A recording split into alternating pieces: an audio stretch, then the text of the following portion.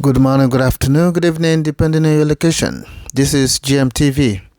Here, another one don't happen again. This is Woto to the Nigerian terrorist army, where they went in Bakasi's Peninsula and also with the Cameroonian forces as well.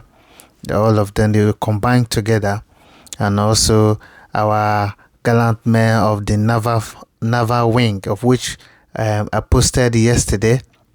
I posted the video yesterday on their way down to Abana. So they met these guys, and these guys met a serious resistance, and some of them don't buy. And one of them was crying, like this guy you can see on the screen. He was crying, and someone grabbed him and he was telling me, say, "Look, what is wrong with you? This is not the time to cry. We're in the battlefield. You have to be strong." And he was holding his jacket and pulling him. He said, "This is not the time to cry. You are a man. Just be a man and carry on." But these guys know that they've been warning them for a very long time. These guys should not be coming to the Bakasi Peninsula and be intimidating people. The place that does not belong to them, that's why they're trying to claim. And the Naval wings gave them woto, of which they lost a lot of people. That's why this guy is crying. And also it's like he's fed up already. He wants to go back home or even resign from the job. They told you that whenever you come, you're not going to go back. You're going to collect woto. But they said it's a lie, that what PM told them, that it doesn't exist. But now they have gone there with their strong head, and they are collecting woto. And at the same time, with these people here, they can't even move forward. They can't even go back because they are stuck. They don't really know if they go back now.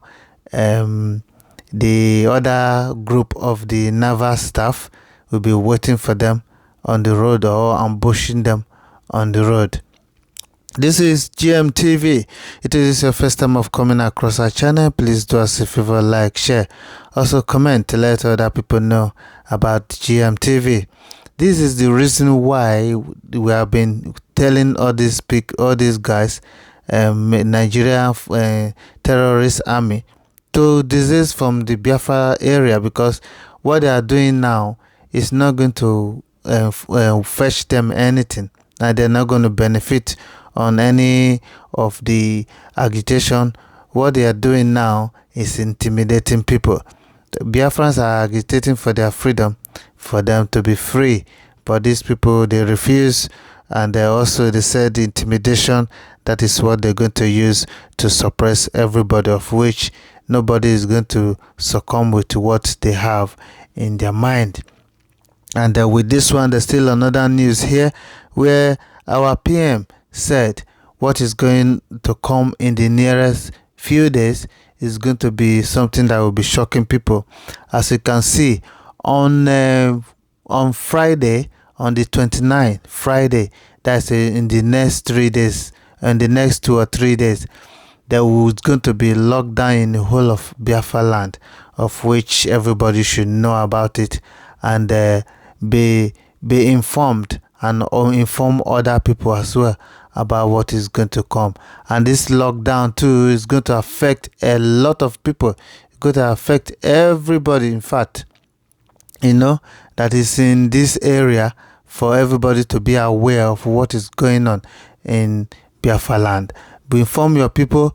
Those people that went to go and kill people in Okwama community, those people, they have been apprehended, and those people, they are going to be waiting for those people. BLA or officers are going to be waiting for those people, and they're going to be decimated, because they have already given them warning that they should move away from that premises and relocate themselves to somewhere else. But now it's like they don't want to go.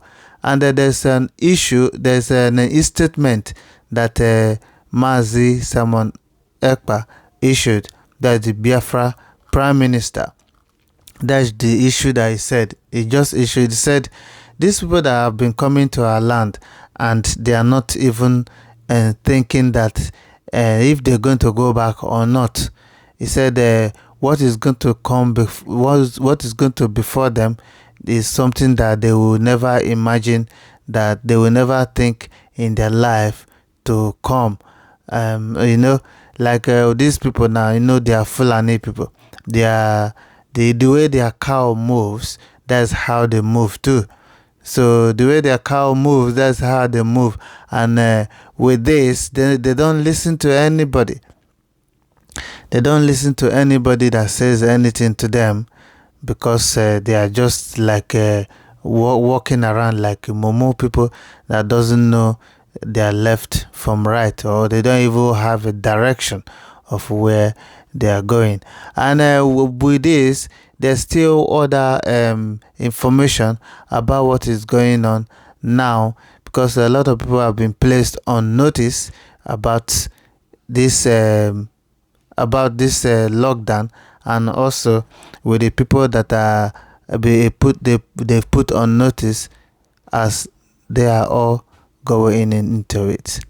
This is GMTV. So we're going to leave this one on you, for you guys to watch this video from these guys that is crying, this army that is crying, so you listen to what the commander have to say. This is GMTV. We'll see you again. No, Commander. You didn't see them. Everybody, put your weapon on safety so that you don't fire your friend. Say it, everybody. Yes, Commander. Why do you are crying because they see your regular? That is not the time to cry. Look at me. That is not the time to cry. Yes, I hope you have listened to that. And this is another one again. This very, very young man, the new president, newest and youngest president in Africa, and he's from the Senegal. The way he blast France and other European governors or president or prime ministers, he blast them. He spoke very, very well, very eloquent English, and very, very young man. These are the type of men or person that we need in Africa to wake everybody up. Very, very bold and crystal clear English, what he has been speaking, and be telling people what is going on and what France have to do for them to move away from that land of theirs, so that they will be living in peace with other people, other neighboring country around them. And France has been marginalizing a lot of people, a lot of countries in Africa. He pointed out that even the German, they are even stronger than France, but they are not colonizing people by force. They are not forcing people to do things that they don't want to do. So on this note, I'm going to leave this video for you to watch it. Listen to what this guy has to say and about what is going on in this area called Senegal, and also what France has been doing to other countries around. That is what they said. It has to end. Otherwise, France is going to hear it very, very hot. You can listen to the young man warning France to be careful of what they are doing, because everybody in Africa, they have woken up. So I'm going to leave you guys so you can listen to what he has to say. Very, very eloquent, and make a lot of sense of what he's saying about France being so manipulative in the country, and also telling people what to do, whereby people that are telling what to do knows what to do. But France are using that influence of them having power over people to tell people. Listen to this. It is high time for France to lift its knee off our neck and put an end to this unjust oppression. Centuries of misery, human trafficking, colonization, and neocolonization have caused immeasurable suffering. It's time to put an end to this cycle of oppression. It's high time for France to leave us alone. It's time for France to take a cue from its European neighbors and learn a valuable lesson in independence. Germany is the leading economic power in Europe, significantly surpassing France. which is ranked as the third or fourth largest economic power globally. Germany does not exploit any country, any colony. I can mention Italy, I can mention Spain, who had colonies before, but who do not exploit anyone, who do not interfere, who do not impose leaders in their former colonies. On what grounds does France believe it can continue to impose leaders on us and make choices on our behalf?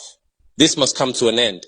And the emerging Africa, the African youth, the African elites, and the African diaspora all stand united in saying no, it cannot continue any longer. France's hypocrisy is evident and pervasive in daily life. Let's examine the cases of Mali and Chad as prime examples of this hypocrisy. In Chad, where the constitutional process has been interrupted, France applauded and its president visited to officially consecrate the new king's coronation ceremony. In Mali, where it is not the constitutional process that has been interrupted, but the transition process, France has condemned and even packed up its things to say that it is leaving Mali. That's hypocrisy. It's the double standard. It is the double language that France employs in its dealings with Africa. During our questioning of Mr. Jean-Yves Le Drian regarding the situation in Ivory Coast and France's decision to allow a third term, he provided a clear explanation. He stated that while he accepted the third term for Ouattara, he refuses it for Belarus.